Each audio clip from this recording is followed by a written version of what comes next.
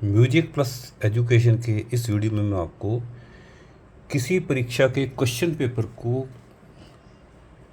Smart तरीके से कैसे अटेम्प्ट करें, इसके बारे में मैं आपको पूरा मेथड एक्सप्लेन करूँगा। सबसे पहला पॉइंट हमारे पास है कि answer book question paper start होने से एक निर्धारित समय पहले दी जाती है। उस पर लिखी सारी इंस्ट्रक्शन को ध्यान से पढ़ लें व आंसर लिखते समय उनका ध्यान रखें। आंसर बुक जनरली जो है वो क्वेश्चन पेपर का समय शुरू होने से थोड़ा पहले दे दी जाती है, तो उसके ऊपर कुछ इंस्ट्रक्शंस लिखी रहती है। वो इंस्ट्रक्शन को आप ध्यान से पढ़ लें और उनका ध्यान रखते हुए आपको आंसर लिखना ये याद रखें। आंसर बुक के सभी पेजेस को खोलकर चेक कर लें कि पेजेस पूरे हों, कोई पेज खराब या फटा ना हो। यदि ऐसा है तो तुरंत इन्विजिलेटर को इन्फॉर्म करें। आंसर बुक के सभी पेजेस को खोल खोल कर देख लें, कोई पेज गंदा हो या फटा हो या पेज कम हो तो ये देख लें पहले ही, और यदि कुछ ऐसा मिलता है तो इन्विजिलेटर को इन्फॉर्म करें और आंसर बुक चेंज करवा लें। उसके बाद सब कुछ यदि चेक करने के बाद आंसर बुक सब बिल्कुल सही है तो उस पर मांगी गई इन्फॉर्मेशन, रोल नंबर, सब्जेक्ट का नाम, जो भी इन्फॉर्मेशन मांगी गई है उस पर निर्धारित जो भी तरीका दिया गया है कैसे रोल नंबर फिल करना है, कैसे और दूसरी जानकारी देनी, तो उसके अनुसार उसको भर लें। नेक्स्ट पॉइंट है कि क्वेश्चन पेपर प्राप्त होते सबसे पहले एक सब्जेक्ट का नाम व परीक्षा का नाम अच्छी तरह चेक करें कि जिस सब्जेक्ट का पेपर है वही सब्जेक्ट है और जो परीक्षा है तो वही परीक्षा के लिए वो पेपर है, और वर्ष और परीक्षा का नाम ये अच्छी तरह जांच लें। ये सही है अगर है तो उसकी सारी इंस्ट्रक्शन पढ़ लें। क्वेश्चन पेपर के सभी पेजेस को भी देख लें कि पूरे पेजेस प्रिंटेड हों, पूरे हों, सही हों। और यदि रोल नंबर लिखने के लिए कहा गया है उसके ऊपर की अगर इंस्ट्रक्शन होती है कि आपका रोल नंबर का एक निर्धारित एक खाली कॉलम बना होता है, वहाँ लिखने के लिए कहा होता है, वो भी आप लिख लें यदि कहा गया है तो। उसके बाद नेक्स्ट पॉइंट है क्वेश्चन पेपर को ध्यान से पढ़कर अटैम्प्ट करने वाले क्वेश्चन को टिक कर लें।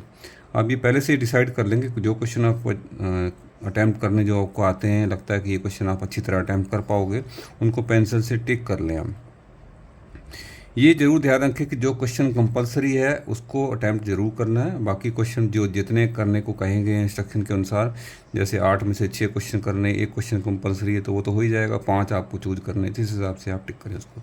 क्वेश्चन पेपर का आंसर शुरू करने पहले सबसे पहले अच्छी तरह आने वाला जो सबसे अच्छी तरह क्वेश्चन जो आपको आता है, जिसके ऊपर पूरा कमांड है आपको, तो उस क्वेश्चन को सबसे पहले लिखना है। उसके बाद घटते हुए क्रम में जो उससे कम आता है वो दूसरे नंबर पर, उससे कम आता है तीसरे नंबर, इस टाइप से सबसे कम आने वाला जो क्वेश्चन है, जिसके बारे में जिस क्वेश्चन का आंसर आपको सबसे कम पता है, ज़्यादा नहीं पता जिसके बारे में, वो सबसे लास्ट में अटैम्प्ट करें।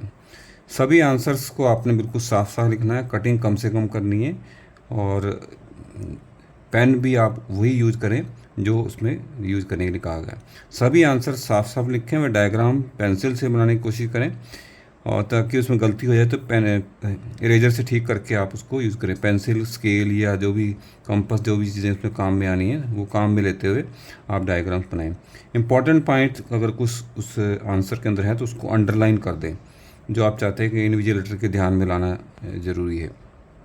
लास्ट रिजल्ट कोई है कि जैसे न्यूमेरिकल्स है या कोई डेरिवेशन है, तो लास्ट रिजल्ट कोई अगर है तो उसको बॉक्स से कवर कर दें ताकि वो अलग से हाईलाइट हो जाए एग्जामिनर जब उसको कॉपी चेक करें।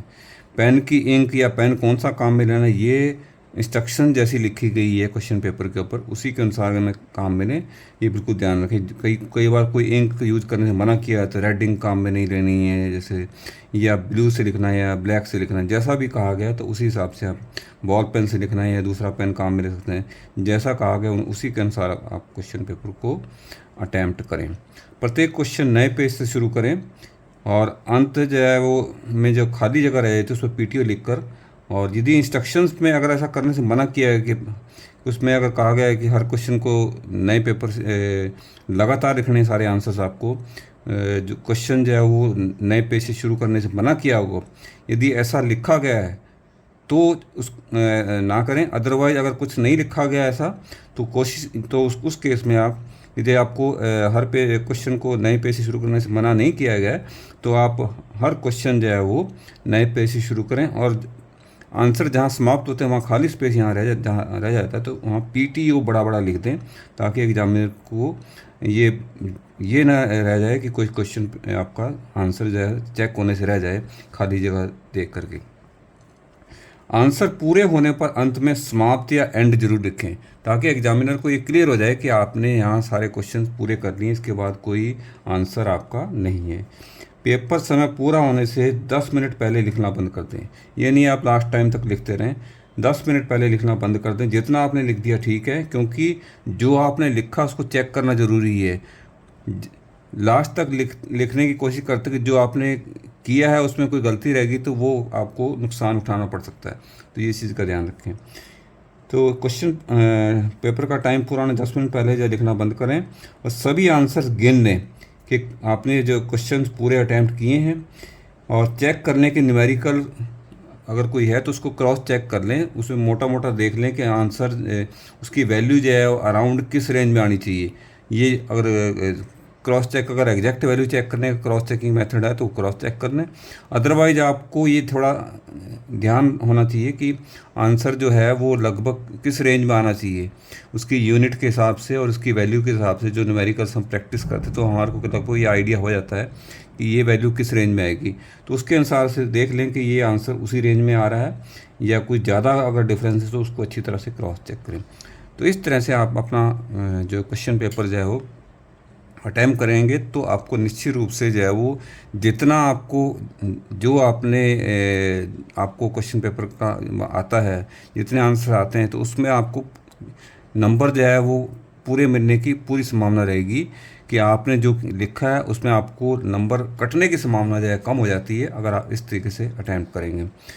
तो मुझे उम्मीद है कि ये वीडियो आपको पसंद आएगा। पसंद आए उसको लाइक और शेयर करें। इस चैनल को पहली बार देखने वाले चैनल को सब्सक्राइब करें। इस वीडियो के बारे में कोई क्वेरी या फीडबैक हो तो ज़रूर लिखें, और कोई ऐसा वीडियो जो आप चाहते हैं तो वो कमेंट बॉक्स में लिखें। इस वीडियो को देखने के लिए आपका बहुत बहुत धन्यवाद।